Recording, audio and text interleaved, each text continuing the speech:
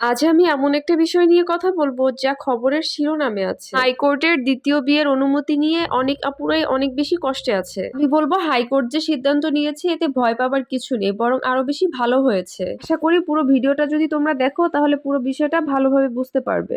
আসসালামু আলাইকুম, কি অবস্থা সবার? আই হোপ সবাই ভালো আছো। আমার নতুন আরেকটা ভিডিওতে সবাইকে স্বাগতম। মাঝরাতেই আমার কন্যার বিরিয়ানি খেতে মন চাইলো, আর আমার মেয়ে খেতে চাইছে, আমি বানাবো না সেটা তো হতে পারে না। বাসায় যা ছিল সেটা দিয়ে আমি ঝটপট রান্না বসিয়ে দিচ্ছি।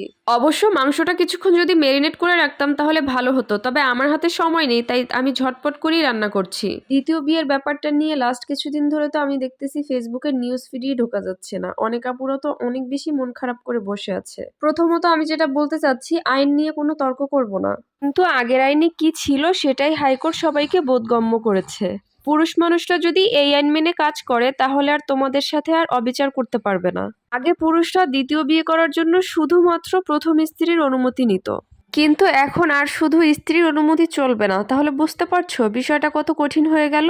আগে স্ত্রীকে একটু ভালোভাবে বুঝালেই সে রাজি হয়ে যেত, তবে এখন হাইকোর্ট যে নিয়ম করেছে যে স্ত্রীর পক্ষ থেকেও একজন প্রতিনিধি থাকতে হবে, স্বামীর পক্ষ থেকেও একজন প্রতিনিধি থাকতে হবে, এবং যে বিয়ে করতে যাচ্ছেন তার একটা আবেদন করতে হবে। তোমরা একটা বিষয় খেয়াল করে দেখো, আগে যারা বিয়ে করেছে তারা কিন্তু কোনো আবেদন করেনি, আর সেই আবেদন কাউন্সিলের চেয়ারম্যানকে জমা দিতে হবে। সরাসরি প্রথম স্ত্রীর সম্মতি বাধ্যতামূলক না হলেও তাকে উপস্থিত থেকে অথবা তার প্রতিনিধি রেখে সরাসরি সম্মতি জানানোর কথা বলা হয়। আচ্ছা, আপুদেরকে বলি এখন বিষয়টা কিভাবে কঠিন হয়েছে। আগে স্বামীরা দ্বিতীয় বিয়ে করতে গেলে জোর যার মূল্য তার এরকম একটা আচরণ করত। মানে তার যদি বিয়ে করার প্রয়োজন হতো তাহলে স্ত্রীকে মারধর করে বাসা থেকে জোরপূর্বক বের করে দিয়ে হলেও বিয়ে করত। অথচ দ্বিতীয় বিয়ে করার আইনটা কিন্তু আগেও ছিল, আর কি কি আইন মেনটেন করে বিয়ে করতে হবে সেটা কিন্তু কেউই মানতো না। এই আইনটাকে জোরালো করতেই হাইকোর্ট পদক্ষেপ নিয়েছে, কারণ আগে আইন না মেনে বিয়ে করলেও কোনো শাস্তি দেওয়া হতো না।